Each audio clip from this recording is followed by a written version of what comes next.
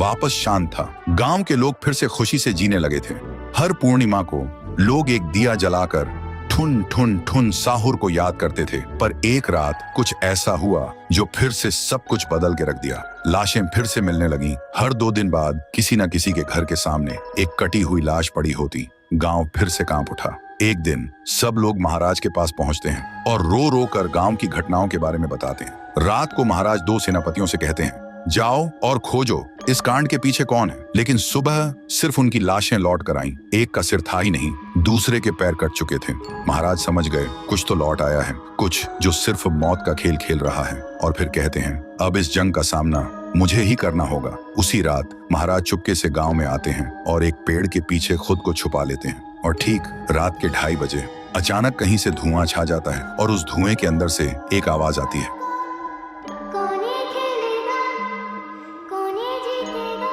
और फिर धुएं के बीच से निकलती है एक गुड़िया, गोल आंखें, एक बेजान सी मुस्कान, लेकिन चेहरा मौत का पैगाम।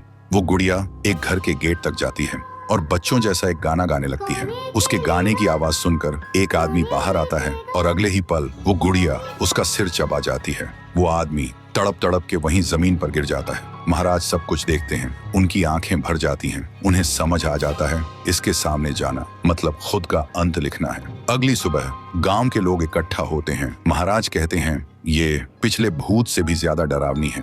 इसे सिर्फ वही हरा सकता है जो मौत को पहले ही हरा चुका है। और फिर एक पूर्णिमा की रात सब लोग दिया जलाकर पुकारते हैं, आप वापस आइए, आपके बिना ये गांव जिंदा तो है पर जीने जैसा नहीं। तभी एक आवाज गूंजती है और उसी देह की आग से एक जलता हुआ पेड़ बनने लगता है और उसी पेड़ में से ठुन ठुन ठुन साहुर निकलता है। तभी फिर से वही धुआं छा जाता है और उसके साथ ही एक आवाज।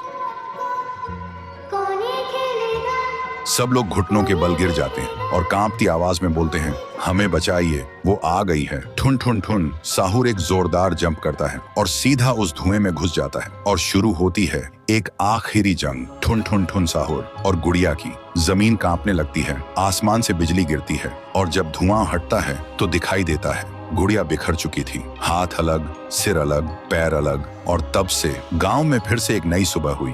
महाराज मुस्कुराए, गांव वाले जीने लगे और उस दिन के बाद ठुन ठुन ठुन साहुर सिर्फ एक भूत नहीं रहा, गांव का रक्षक बन गया। लेकिन उसी रात कुछ ऐसा हुआ जो किसी को भी पता नहीं चला। गुड़िया का सिर, हाथ, पैर अपने आप जुड़ने लगे थे और फिर वो वहां से चली गई।